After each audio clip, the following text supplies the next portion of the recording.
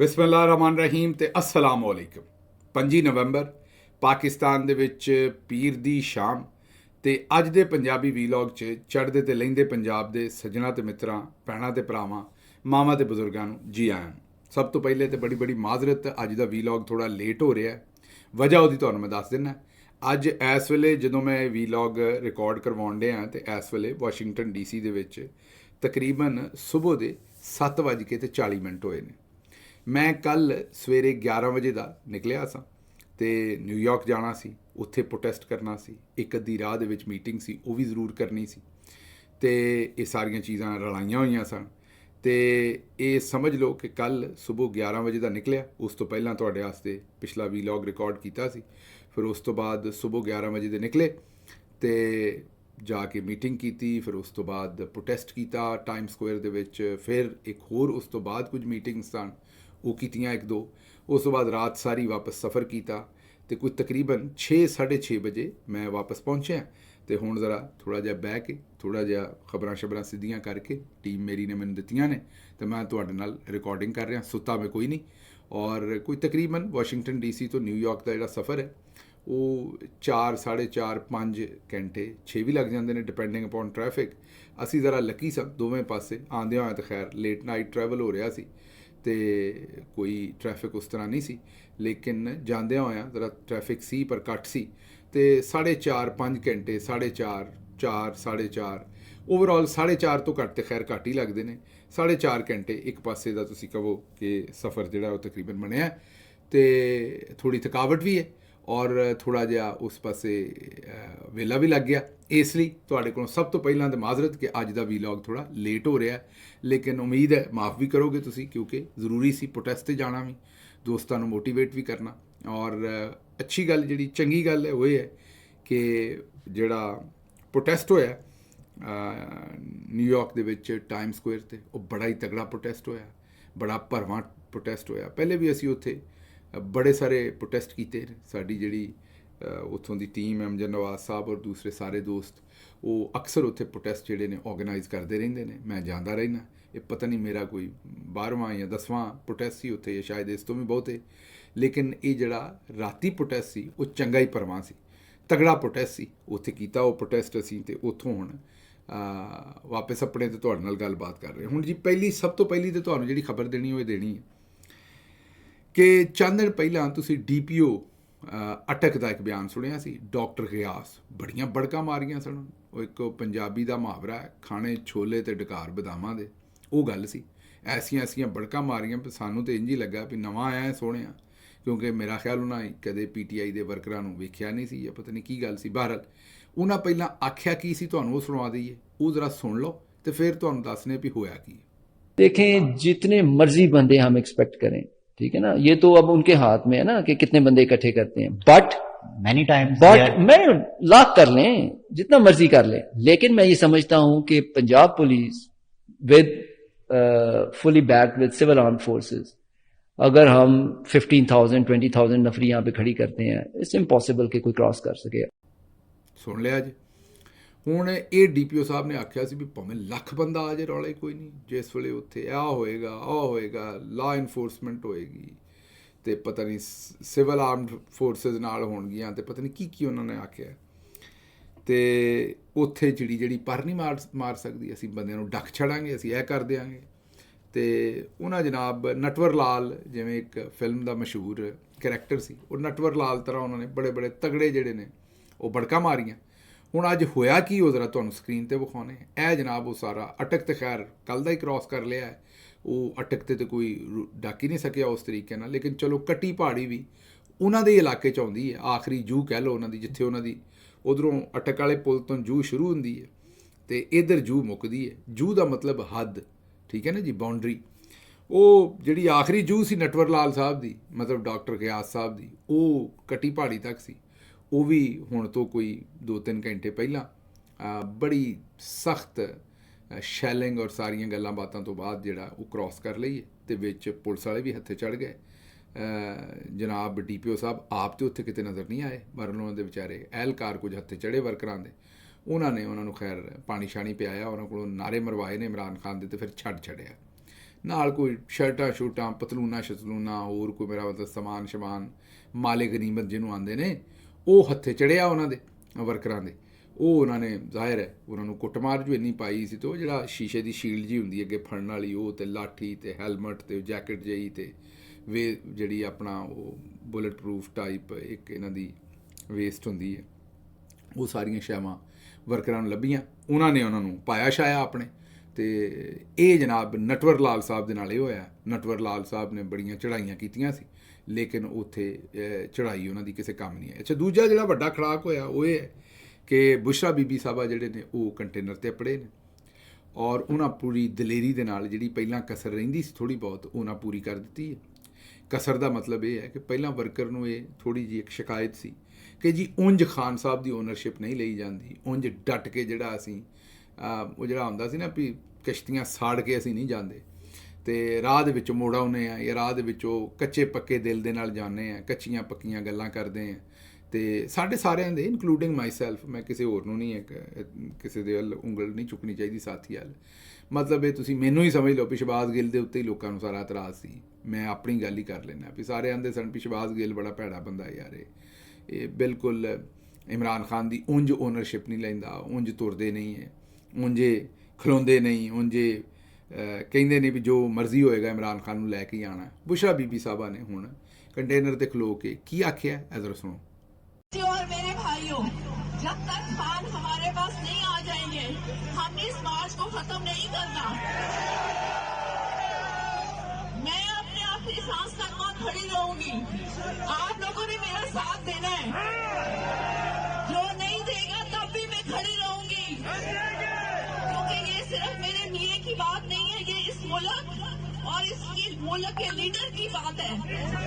और मुझे उम्मीद नहीं, मुझे यकीन है कि पठान गैरतमंद कौम है और आखिरी जंग तक वो साथ नहीं छोड़ती। इंशाअल्लाह।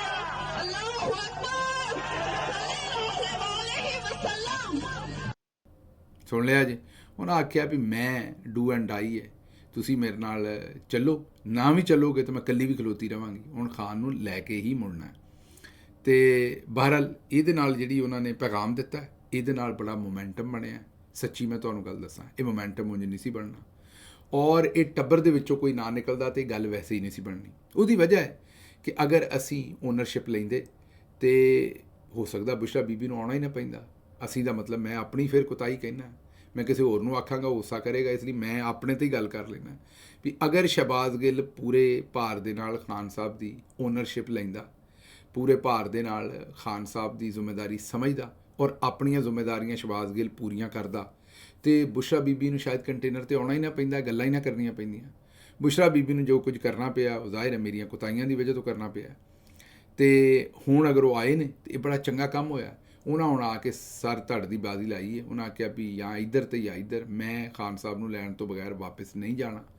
ਇਹ ਹੀ ਚਾਹੀਦਾ ਸੀ। ਵਰਕਰ ਤਾਂ ਨਿਕਲਦਾ ਸੀ ਹਰ ਵਾਰੀ, ਲੇਕਿਨ ਇਹ ਜਿਹੜਾ ਨਾ ਉਹਦਾ ਜਿਹੜਾ ਫਿਨਿਸ਼ਿੰਗ ਉਹਦੀ ਨਹੀਂ ਸੀ ਹੁੰਦੀ ਸਾਡੇ ਕੋਲੋਂ ਚੰਗੀ। ਇਹ ਹੁਣ ਫਿਨਿਸ਼ਿੰਗ ਜਿਹੜੀ ਹੈ ਉਹ ਜ਼ਾਹਿਰ ਹੈ ਡੂ ਐਂਡ ਡਾਈ ਦੇ ਨਾਲ ਹੋਣੀ ਹੈ। ਉਹ ਫਿਨਿਸ਼ਿੰਗ ਤਾਂ ਉਹਨੇ ਹੀ ਕਰਨੀ ਹੈ ਜਿਹਨੇ ਹਰ ਸ਼ੈ ਦਾਅ 'ਤੇ ਲਾ ਦੇਣੀ ਹੈ, ਜਿਹਨੇ ਆਪਣੀ ਜਾਨ ਵੀ ਦਾਅ 'ਤੇ ਲਾ ਦੇਣੀ ਹੈ। ਅੱਗੇ ਸਾਡੇ ਵੱਲੋਂ ਉਹ ਕਮੀ ਸੀ, ਚਲੋ ਮੇਰੇ ਵੱਲੋਂ ਕਮੀ ਸੀ ਇਹ ਕਹਿ ਲੈਂਦੇ। ਅਤੇ ਹੁਣ ਬੁਸ਼ਰਾ ਬੀਬੀ ਨੇ ਜਿਸ ਵੇਲੇ ਆਪਣੀ ਜਾਨ ਦਾਅ 'ਤੇ ਲਾਉਣ ਦਾ ਐਲਾਨ ਕੀਤਾ, ਅਤੇ ਵਰਕਰ ਵੀ ਫਿਰ ਤੁਹਾਨੂੰ ਪਤਾ ਹੈ ਵੀ ਤਗੜਾ ਹੋ ਜਾਂਦਾ। ਵਰਕਰ ਤਗੜਾ ਹੋਇਆ ਅਤੇ ਉਹ ਕਟੀ ਪਹਾੜੀ ਅਤੇ ਉਹ ਸਾਰੀਆਂ ਜਿਹੜੀਆਂ ਰੁਕਾਵਟਾਂ ਜਿਹੜੀਆਂ ਕੋਈ ਸਮਝਦਾ ਨਹੀਂ ਸੀ ਵੀ ਟੁੱਟ ਜਾਣਗੀਆਂ, ਉਹ ਤੋੜ ਕੇ ਅਤੇ ਹੁਣ ਬਿਲਕੁਲ ਤਕਰੀਬਨ ਇਸਲਾਮਾਬਾਦ ਅੱਪੜ ਗਏ ਨੇ, ਬਿਲਕੁਲ ਇਸਲਾਮਾਬਾਦ ਦੇ ਬਾਹਰਲੇ ਪਾਸੇ ਨੇ, ਅਤੇ ਕਿਸੇ ਵੇਲੇ ਵੀ ਉੱਥੇ ਦਾਖਲਾ ਹੋ ਸਕਦਾ ਇਸਲਾਮਾਬਾਦ ਦੇ ਵਿੱਚ। ਔਰ 3 ਕਾਫਲੇ ਅੱਪੜੇ ਨੇ, ਇੱਕ ਅਲੀ ਅਮੀਨ ਗੰਡਾਪੁਰ ਸਾਹਿਬ ਦਾ, ਇੱਕ ਉਮਰ ਅਯੂਬ ਸਾਹਿਬ ਦਾ, ਅਤੇ ਤੀਸਰਾ ਜਿਹੜਾ ਸਾਊਥ ਕੇਪੀ ਦਾ, ਉਹਦੇ ਵਿੱਚ ਇੱਕ ਅਲੀ ਅਮੀਨ ਗੰਡਾਪੁਰ ਸਾਹਿਬ ਦੇ ਭਾਈ ਨੇ, ਸ਼ਾਹਿਦ ਖਟਕ ਸਾਹਿਬ ਦੂਸਰੇ ਦੋਸਤ ਨੇ, ਅਤੇ ਉੱਧਰੋਂ ਜਿਹੜੇ ਆਪਣੇ ਸਦਾਮ ਤਰੀਨ ਔਰ ਦੂਸਰੇ ਦੋਸਤ ਜਿਹੜੇ ਨੇ ਉਹ ਬਲੂਚਿਸਤਾਨ ਤੋਂ ਆਏ ਹੋਏ ਨੇ, ਉਹ ਵੀ ਇਹਨਾਂ ਕਾਫਲਿਆਂ 'ਚ ਹੀ ਨੇ।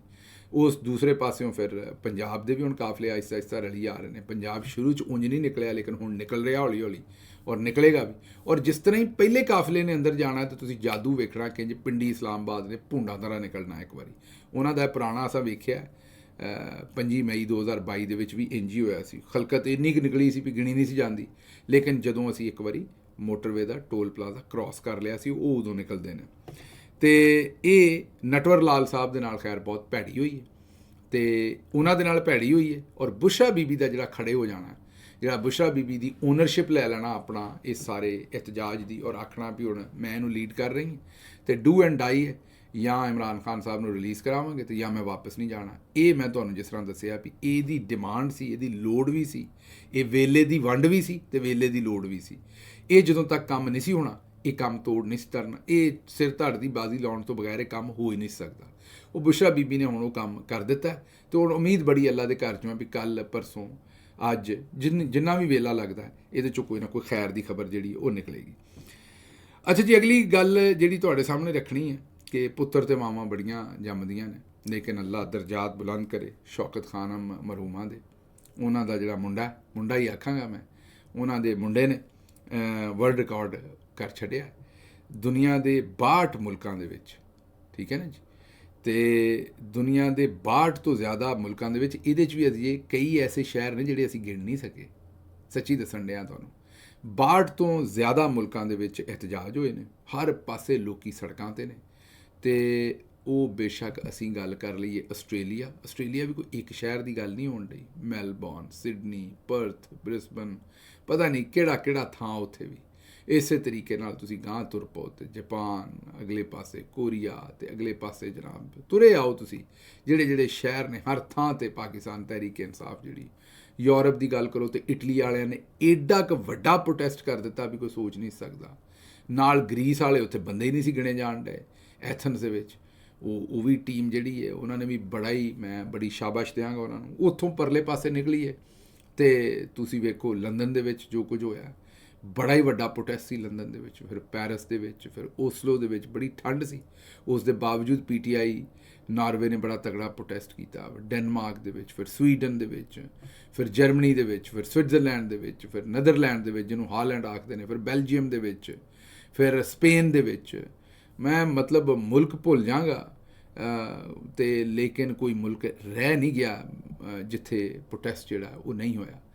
ਤੇ ਮਤਲਬ ਇੱਕ ਵਾਰ ਬਾਲੇ ਕੱਢ ਕੇ ਰੱਖ ਦਿੱਤੇ ਨੇ ਸਾਰੇ ਜਿੰਨੇ ਵੀ ਮੁਲਕ ਸਨ ਉਹਨਾਂ ਦੇ ਵਿੱਚ ਓਵਰਸੀਜ਼ ਪਾਕਿਸਤਾਨੀਆਂ ਨੇ।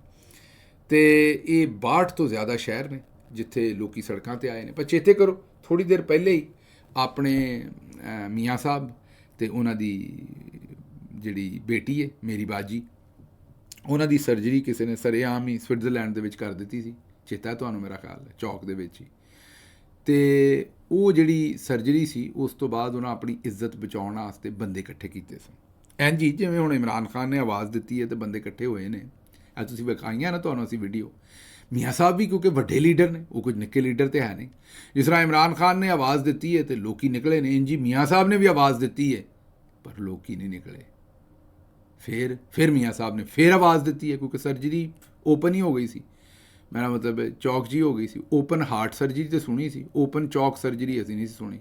ਮੀਆਂ ਸਾਹਿਬ ਦੀ ਓਪਨ ਚੌਕ ਸਰਜਰੀ ਹੋਈ ਸੀ ਤੇ ਮੀਆਂ ਸਾਹਿਬ ਨੇ ਫਿਰ ਦੂਜੀ ਵਾਰੀ ਬਾਂਗ ਦਿੱਤੀ, ਮੈਨੂੰ ਆਵਾਜ਼ ਦਿੱਤੀ, ਫਿਰ ਵੀ ਕੋਈ ਨਾ ਨਿਕਲਿਆ। ਫਿਰ ਤੀਜੀ ਵਾਰੀ ਮੀਆਂ ਸਾਹਿਬ ਨੇ ਕਿਸੇ ਦੇ ਕੰਨ 'ਚ ਕਿਹਾ ਕਿ ਇਹ ਬਾਂਗ ਦਿੱਤਿਆਂ ਕਿਸੇ ਨੇ ਨਿਕਲਣਾ, ਮੈਨੂੰ ਕੁੱਕੜ ਸਮਝ ਕੇ ਕੋਈ ਹੋਰ ਕੰਮ ਨਾ ਮੇਰੇ ਨਾਲ ਕਰਦਾ, ਇਹਦੇ ਨਾਲੋਂ ਬਿਹਤਰ ਹੈ ਵੀ ਤੁਸੀਂ ਕੋਈ ਬੰਦੇ ਇਕੱਠੇ ਕਰੋ, ਜਿਹੜੇ ਬੰਦੇ ਕੋਈ ਲੱਗਦੇ ਲੈਂਦੇ ਨੇ ਨਾ ਉਹਨਾਂ ਨੂੰ ਇਕੱਠੇ ਕਰੋ, ਉਹਨਾਂ ਨੂੰ ਸੱਦਾ ਦਿਓ, ਕੋਈ ਗੰਢ ਛੰਡ ਘੱਲੋ, ਕਿਸੇ ਡਿਜੀਟਲ ਨਾਈ ਦੇ ਹੱਥੇ ਘੱਲੋ। ਉਹ ਫਿਰ ਜਨਾਬ ਇਹਨਾਂ ਡਿਜੀਟਲ ਨਾਈਆਂ ਦੇ ਹੱਥੇ ਗੰਢਾਂ ਘੱਲੀਆਂ। ਗੰਢਾਂ ਦਾ ਮਤਲਬ ਹੁੰਦਾ ਇਨਵੀਟੇਸ਼ਨ। ਪੁਰਾਣੇ ਜ਼ਮਾਨੇ ਦੇ ਵਿੱਚ ਗੰਢ ਘੱਲਣ ਦਾ ਮਤਲਬ ਹੁੰਦਾ ਸੀ ਇਨਵੀਟੇਸ਼ਨ ਘੱਲਣਾ। ਇੱਥੋਂ ਚੇਤੇ ਆਇਆ ਕਿ ਮੇਰਾ ਇੱਕ ਸੱਜਣ ਸੀ, ਉਹਨੂੰ ਕਿਸੇ ਨੇ ਸ਼ਾਦੀ ਦਾ ਕਾਰਡ ਜਿਹੜਾ ਉਹ WhatsApp 'ਤੇ ਘੱਲ ਦਿੱਤਾ। ਇਹ ਕਾਰਡ ਦੀ ਤਸਵੀਰ ਖਿੱਚ ਕੇ ਤੇ ਉਹਨੇ WhatsApp 'ਤੇ ਘੱਲ ਦਿੱਤੀ ਕਿ ਜਨਾਬ ਇਹ ਮੇਰਾ ਵਿਆਹ ਹੈ ਤੇ ਜ਼ਰੂਰ ਆਉਣਾ। ਉਹ ਮੇਰਾ ਸੱਜਣ ਜਿਹੜਾ ਸੀ ਉਹ ਵੀ ਅੱਗੋਂ ਬੜਾ ਹੀ ਸ਼ੈਤਾਨ ਸੀ। ਜਿਵੇਂ ਇਸ ਵੇਲੇ ਇਹ ਹੱਸਣ ਡਿਆ ਨਾ ਸਾਹਮਣੇ ਬੈਠਾ, ਇਹ ਖਾਲਦ ਹੱਸਣ ਡਿਆ, ਮੈਨੂੰ ਨਜ਼ਰ ਆ ਗਿਆ ਖਾਲਦ, ਤੇ ਨਾਲ ਇਹਦੇ ਸ਼ਫੀਕ ਵੀ ਹੱਸਣ ਡਿਆ, ਦੋਵੇਂ ਹੱਸਣ ਡਏ ਨੇ। ਦੰਦ ਨਾ ਕੱਢੋ ਦੋਵੇਂ, ਪਹਿਲਾਂ ਗੱਲ ਸੁਣ ਲਓ। ਉਹਨੇ ਜਿਸ ਵੇਲੇ ਉਹਨੂੰ ਘੱਲਿਆ ਨਾ ਉਹ ਕਾਰਡ ਵਿਆਹ ਦਾ, ਤਸਵੀਰ ਖਿੱਚ ਕੇ ਕਿ ਵਿਆਹ ਤੇ ਜ਼ਰੂਰ ਆਉਣਾ, ਉਹ ਵੀ ਬੜਾ ਹੀ ਤੇਜ਼ ਸੀ ਅੱਗੋਂ। ਉਹਨੇ ਜਨਾਬ ਇਹ ਛੀਕੇ ਤਰ੍ਹਾਂ ਹੀ ਸੀ, ਸ਼ਫੀਕ ਤਰ੍ਹਾਂ ਹੀ, ਉਹਨੇ ਅੱਗੋਂ ਰੁਪਈਏ 5000 ਦੀ ਫੋਟੋ ਖਿੱਚੀ ਤਸਵੀਰ ਤੇ ਉਹਨੇ ਉਹਨੂੰ ਸਲਾਮੀ ਘੱਲ ਦਿੱਤੀ। ਸਮਝ ਗਏ ਹੋ ਨਾ? ਉਹਨੇ ਵੀ ਤਸਵੀਰ ਮੋਬਾਈਲ 'ਤੇ ਖਿੱਚੀ, 5000 ਦੀ ਸਲਾਮੀ ਭੇਜ ਦਿੱਤੀ। ਮੈਂ ਉਹਨੂੰ ਪੁੱਛਿਆ ਵੀ ਇਹ ਕੀ ਕੀਤਾ ਜੀ? ਉਹਨੇ ਕਿਹਾ ਜਿਹੋ ਜਿਹਾ ਕਾਰਡ ਆਇਆ ਸੀ ਉਹ ਜੀ ਸਲਾਮੀ ਪਾ ਦਿੱਤੀ ਹੈ। ਤੇ ਇਹ ਮੀਆਂ ਸਾਹਿਬ ਦੇ ਨਾਲ ਵੀ ਇਹੀ ਬਣਿਆ। ਮੀਆਂ ਸਾਹਿਬ ਵੀ ਜਿਸ ਵੇਲੇ ਕਿਸੇ ਡਿਜੀਟਲ ਨਾਈ ਦੇ ਹੱਥ ਬੰਦੇ ਸੱਦਣ ਵਾਸਤੇ ਗੱਲ ਕੀਤੀ ਤਾਂ ਅੱਗੋਂ ਬੰਦੇ ਵੀ ਡਿਜੀਟਲ ਹੀ ਆਏ। ਬੰਦਿਆਂ ਨੇ ਵੀ ਜਿਹੜਾ ਆਪਣਾ ਫੋਨ ਦੇ ਉੱਤੇ ਹੀ ਖਾਨਾ ਪੂਰੀ ਕਰਤੀ। ਬੰਦੇ ਟੋਟਲ ਪੂਰੇ ਪੰਜਾਬ 'ਚੋਂ ਕਿੰਨੇ ਲੱਭੇ? 4 ਨੇ, ਵੀ ਘੱਟ ਵੱਧ ਨਹੀਂ ਕਰ ਸਕਦੇ, ਪੂਰੇ 4। ਤੇ 4 ਬੰਦੇ ਮੀਆਂ ਸਾਹਿਬ ਨੂੰ ਲੱਭੇ, ਉਹਨਾਂ ਫਿਰ ਖਲੋ ਕੇ ਉੱਥੇ ਨਾਰੇ ਮਾਰੇ ਮੀਆਂ ਸਾਹਿਬ ਦੇ, ਇਹ ਨਹੀਂ ਕਿ ਨਹੀਂ ਮਾਰੇ। ਤੇ ਉਹ ਇੱਕ ਜਿਹੜਾ ਹਵਾਲਦਾਰ ਸੀ ਉਹਦੀ ਉਹ ਜਾ ਕੇ ਥਾਣੇਦਾਰ ਨੂੰ ਸ਼ਿਕਾਇਤ ਲਾਉਂਦਾ, ਥਾਣੇ ਦੇ ਵਿੱਚ ਥਾਣਾ ਆਖੋ, ਉਹ ਥਾਣੇ 'ਚ ਸ਼ਿਕਾਇਤ ਲਾਉਂਦਾ ਵੀ ਇਹ ਜਿਹੜਾ ਦਿੱਤਾ ਕਾਂਸਟੇਬਲ ਹੈ ਨਾ ਜੀ, ਅੱਲਾ ਦਿੱਤਾ ਕਾਂਸਟੇਬਲ ਜਿਹੜਾ, ਇਹ ਜਨਾਬ ਨੂੰ ਜਿਹੜਾ ਹੈ ਨਾ ਉਹ ਕਿਸੇ ਖਾਤਰ 'ਚ ਨਹੀਂ ਲਿਖਦਾ ਹੈ, ਜਨਾਬ ਦਾ ਨਾਂ ਜਿਹੜਾ ਨਾ ਉਹ ਜੁੱਤੀ 'ਤੇ ਵੀ ਨਹੀਂ ਲਿਖਦਾ। ਹੁਣ ਅੱਗੋਂ ਇੱਕ ਤਾਂ ਮੁੰਡੇ ਦੰਦ ਬੜੇ ਕੱਢਦੇ ਨੇ, ਮੇਰੀ ਸਮਝ ਤੋਂ ਬਾਹਰ ਹੈ। ਹੁਣ ਇਹ ਮੈਂ ਕੀ ਆਖ ਦਿੱਤਾ ਐਸੀ ਗੱਲ ਵੀ ਜੇ ਤੇ ਦੰਦ ਕੱਢਦੇ ਜੇ ਵੀ ਜੁੱਤੀ 'ਤੇ ਨਹੀਂ ਲਿਖਦਾ।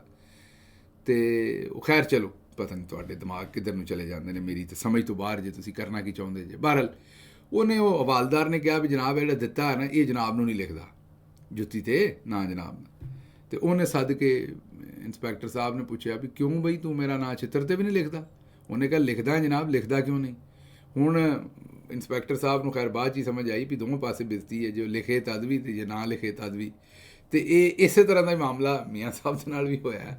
ਤੇ ਮੀਆਂ ਸਾਹਿਬ ਲਈ 4 ਬੰਦੇ ਨਿਕਲੇ ਤੇ ਉਹ ਬੇਇੱਜ਼ਤੀ ਪ੍ਰੋਗਰਾਮ ਜ਼ਿਆਦਾ ਹੋ ਗਿਆ। ਬਹਰਹਾਲ ਜੀ, ਇੱਕ ਤਾਂ ਤੁਹਾਨੂੰ ਇਹ ਦੱਸਣਾ ਕਿ ਜਿਹੜਾ ਸ਼ੌਕਤ ਖਾਨਮ ਦੇ ਪੁੱਤਰ ਨੇ, ਸ਼ੌਕਤ ਖਾਨਮ ਮਰਹੂਮਾ ਸਾਹਿਬਾ ਦੇ ਪੁੱਤਰ ਨੇ, ਜਿਹੜਾ ਜੋੜ ਪਾਇਆ ਹੈ ਚੌਧਰੀ ਨਿਜ਼ਾਮਦੀਨ ਦਾ, ਉਹ ਚੌਧਰੀ ਨਿਜ਼ਾਮਦੀਨ ਦੀ ਹੁਣ ਗ੍ਰਿਫਤ ਢਿੱਲੀ ਹੋ ਰਹੀ ਹੈ ਤੇ ਆਵਾਮ ਚੜ੍ਹ ਆਈ ਹੈ, ਔਰ ਚੰਗੀ ਚੜ੍ਹ ਆਈ ਹੈ। ਮਤਲਬ ਕੋਈ ਥੋੜ੍ਹੀ ਨਹੀਂ। ਮੈਂ ਇਸ ਵੇਲੇ ਨੰਬਰ ਤੁਹਾਨੂੰ ਨਹੀਂ ਦੱਸਣਾ ਚਾਹੁੰਦਾ, ਲੇਕਿਨ ਮੈਂ ਤੁਹਾਨੂੰ ਇਹ ਜ਼ਰੂਰ ਦੱਸਣਾ ਚਾਹੁੰਦਾ ਵੀ ਆਵਾਮ ਜਿਹੜੀ ਹੈ ਉਹ ਚੜ੍ਹ ਆਈ ਹੈ। ਹੁਣ ਮੇਰਾ ਤਾਂ ਖਿਆਲ ਹੈ ਵੀ ਇੱਕ ਅੱਧੇ ਦਿਨ ਦੇ ਵਿੱਚ ਕੋਈ ਚੰਗੀ ਖਬਰ ਉਮੀਦ ਕਰ ਸਕਦੇ ਰੱਬ ਦੇ ਘਰ 'ਚੋਂ ਕੋਈ ਚੰਗੀ ਖਬਰ ਜਿਹੜੀ ਉਹ ਨਿਕਲੇਗੀ। ਇਮਰਾਨ ਖਾਨ ਸਾਹਿਬ ਨੂੰ ਜਿਹੜੇ ਸਾਡੇ ਸੂਤਰ ਨੇ ਉਹ ਆਂਦੇ ਨੇ ਵੀ 2-3 ਆਫਰ ਕੀਤੀਆਂ ਨੇ। ਇੱਕ ਆਫਰ ਕਰ ਰਹੇ ਨੇ ਵੀ ਤੁਹਾਨੂੰ ਬਨੀਗਾਲਾ ਸ਼ਿਫਟ ਕਰ ਦਿੰਦੇ ਸਬ ਜੇਲ੍ਹ ਬਣਾ ਕੇ। ਦੂਜੀ ਆਫਰ ਹੈ ਕਿ ਜਿਹੜੇ ਲਾਹੌਰ ਦੇ ਵਿੱਚ ਕੈਦ ਨੇ ਲੋਕ, ਉਹਨਾਂ ਨੂੰ ਛੱਡ ਦਿੰਦੇ ਕੁਝ ਨੂੰ ਉਹਨਾਂ ਦੇ ਵਿੱਚੋਂ। ਇਮਰਾਨ ਖਾਨ ਸਾਹਿਬ ਨੇ 3 ਹੀ ਡਿਮਾਂਡਾਂ ਰੱਖੀਆਂ ਨੇ, ਬੇਕਸੂਰ ਬੇਗੁਨਾਹ ਸਾਰੇ ਕੈਦੀ ਛੱਡੋ, ਲੁੱਟਿਆ ਹੋਇਆ ਮੈਂਡੇਟ ਵਾਪਸ ਕਰੋ, ਤੇ ਜਿਹੜੀ ਅਦਾਲਤਾਂ ਤੇ ਲਾਅ ਤੇ ਆਇਨ ਤੇ ਡਾਕਾ ਮਾਰਿਆ ਇਹਨੂੰ ਵਾਪਸ ਕਰੋ। ਹੁਣ ਬਹਰਹਾਲ ਵੇਖਨੇ, ਇੱਕ ਵਾਰ ਪਿੜ ਪੈ ਗਿਆ, ਜੋੜ ਪੈ ਗਏ ਨੇ, ਆਵਾਮ ਨਿਕਲ ਆਈ ਹੈ। ਆਵਾਮ ਤਾਂ ਪਹਿਲਾਂ ਵੀ ਨਿਕਲਦੀ ਸੀ ਲੀਡਰ ਵੱਲੋਂ, ਸ਼ਹਬਾਜ਼ ਗਿੱਲ ਦੀ ਨਲਾਇਕੀ ਸੀ ਵੀ ਉਹਨਾਂ ਨੂੰ ਲੈ ਕੇ ਸਹੀ ਪਾਸੇ ਤੁਰਦਾ ਨਹੀਂ ਸੀ, ਲੈ ਕੇ ਸਹੀ ਪਾਸੇ ਤੋੜ ਉਸ ਆਵਾਮ ਨੂੰ ਅਪਣਾਉਂਦਾ ਨਹੀਂ ਸੀ। ਰਾਹ ਦੇ ਵਿੱਚ ਹੀ ਸ਼ਹਬਾਜ਼ ਗਿੱਲ ਜਿਹੜਾ ਢੇਰੀ ਢਾਹ ਦਿੰਦਾ ਸੀ। ਤੇ ਇਸ ਵਾਰੀ ਬੁਸ਼ਰਾ ਬੀਬੀ ਸਾਹਿਬਾ ਦੇ ਆਉਣ ਨਾਲ ਉਹ ਜਿਹੜੀ ਮੇਰੀ ਕੋਈ ਕਮੀ ਕੁਤਾਹੀ ਸੀ ਉਹ ਹੁਣ ਲੋਕਾਂ ਨੂੰ ਨਜ਼ਰ ਘੱਟ ਆ ਰਹੀ ਹੈ ਤੇ ਮਾਮਲਾ ਅੱਗੇ ਜਾ ਰਿਹਾ। ਅੱਛਾ ਜੀ, ਅਗਲੀ ਖਬਰ ਜਿਹੜੀ ਉਹ ਨੂਨ ਲੀਗ ਦੇ ਜਵੇਦ ਲਤੀਫ ਸਾਹਿਬ ਕਹਿੰਦੇ ਨੇ ਵੀ ਦੋਸਤ ਮਮਾਲਕ ਤੇ ਇਲਜ਼ਾਮ ਲਾ ਰਹੇ ਨੇ ਕਿ ਨਵਾਜ਼ ਸ਼ਰੀਫ ਨਾਲ ਅੱਛਾ ਸਲੂਕ ਨਹੀਂ ਕੀਤਾ, 3 ਦਫਾ ਇੱਥੋਂ ਨਿਕਲਵਾਇਆ ਤੇ ਇੱਥੋਂ ਜਿਹੜਾ ਉਹਨਾਂ ਆਖਿਆ ਵੀ ਪਾਕਿਸਤਾਨ ਤੋਂ ਦੋਸਤ ਮੁਲਕਾਂ ਨਾਲ ਗਿਲਾ ਕਰ ਰਹੇ ਨੇ ਵੀ ਉਹਨਾਂ ਨੇ ਆਪਣਾ ਰੋਲ ਪਲੇ ਨਹੀਂ ਕੀਤਾ ਜਦੋਂ ਨਵਾਜ਼ ਸ਼ਰੀਫ ਸਾਹਿਬ ਨੂੰ ਇੱਥੋਂ ਕੱਢਿਆ ਗਿਆ। ਉਹਨਾਂ ਕਿਹਾ ਮੈਂ ਨਵਾਜ਼ ਸ਼ਰੀਫ ਸਾਹਿਬ ਦੇ ਕੋਲੋਂ ਮਿੰਨਤਾਂ ਵੀ ਕਰਦਾ ਕਿ ਉਹ ਇਹ ਜਿਹੜਾ ਕੌਮ ਦੇ ਮਫਾਦ ਦੇ ਵਿੱਚ ਜਿਹੜਾ ਹੈ ਨਾ ਉਹ ਦੱਸ ਦੇਣ ਸਾਰੀਆਂ ਗੱਲਾਂ, ਅੰਦਰ ਬਾਹਰ ਦੀਆਂ ਜਿੰਨੀਆਂ ਗੱਲਾਂ ਨੇ ਨਾ ਉਹ ਸਾਰੀਆਂ ਦੱਸ ਦੇਣ, ਉਹਨੂੰ ਹੋਰ ਨਾ ਲੁਕਾਉਣ। ਪਤਾ ਨਹੀਂ ਨਵਾਜ਼ ਸ਼ਰੀਫ ਸਾਹਿਬ ਨੇ ਕਿਹੜੀ ਗੱਲ ਐਸੀ ਦੱਸਣੀ ਹੈ, ਕਿਹੜੀ ਐਸੀ ਖੁਫੀਆ ਕੋਈ ਡੇਂਜਰਸ ਗੱਲ ਹੈ ਇਹਨਾਂ ਦੇ ਕੋਲ ਜਿਹੜੀ ਉਹਨਾਂ ਜ਼ਰੂਰ ਦੱਸਣੀ ਹੈ। ਬਹਰਹਾਲ ਰੋਜ਼ ਜਵੇਦ ਲਤੀਫ ਸਾਹਿਬ ਕਹਿੰਦੇ ਨੇ ਕਿ ਜਨਾਬ ਦੱਸੋ, ਨਵਾਜ਼ ਸ਼ਰੀਫ ਸਾਹਿਬ ਜ਼ਰੂਰ ਦੱਸੋ ਤੁਸੀਂ ਜਿਹੜੀ ਗੱਲ ਹੈ ਨਾ, ਇਹ ਮੈਂ ਤੁਹਾਡੀਆਂ ਮਿੰਨਤਾਂ ਕਰਦਾ। ਪਰ ਨਵਾਜ਼ ਸ਼ਰੀਫ ਸਾਹਿਬ ਚੁੱਪ ਨੇ। ਹੁਣ ਦੱਸਣ ਕੀ ਨਵਾਜ਼ ਸ਼ਰੀਫ ਸਾਹਿਬ, ਤੇ ਆਪ ਡੀਲਾਂ ਕਰਕੇ ਗਏ ਸਨ ਇੱਥੋਂ। ਮੇਰੀ ਤਾਂ ਸਮਝ ਤੋਂ ਬਾਹਰ ਹੈ ਵੀ ਉਹ ਵਿਚਾਰੇ ਕੀ ਦੱਸ ਸਕਦੇ ਨੇ। ਖਬਰਾਂ ਹੋਰ ਵੀ ਨੇ ਪਰ ਮੇਰੀ ਬੈਟਰੀ ਅੱਜ ਥੋੜ੍ਹੀ ਜਿਹੀ ਮੁੱਕੀ ਹੈ। ਮੇਰਾ ਮਤਲਬ ਕਿ ਬੈਟਰੀ ਘੱਟ ਹੈ, ਥੋੜ੍ਹੀ ਜਿਹੀ ਰੈਸਟ ਕਰਾਂਗਾ ਫਿਰ ਠੀਕ ਹੋ ਜਾਏਗੀ। ਮੈਨੂੰ ਹੁਣ ਥੋੜ੍ਹੀ ਜਿਹੀ ਇਜਾਜ਼ਤ ਦਿਓ ਤੇ ਰੱਬ ਰੱਖ।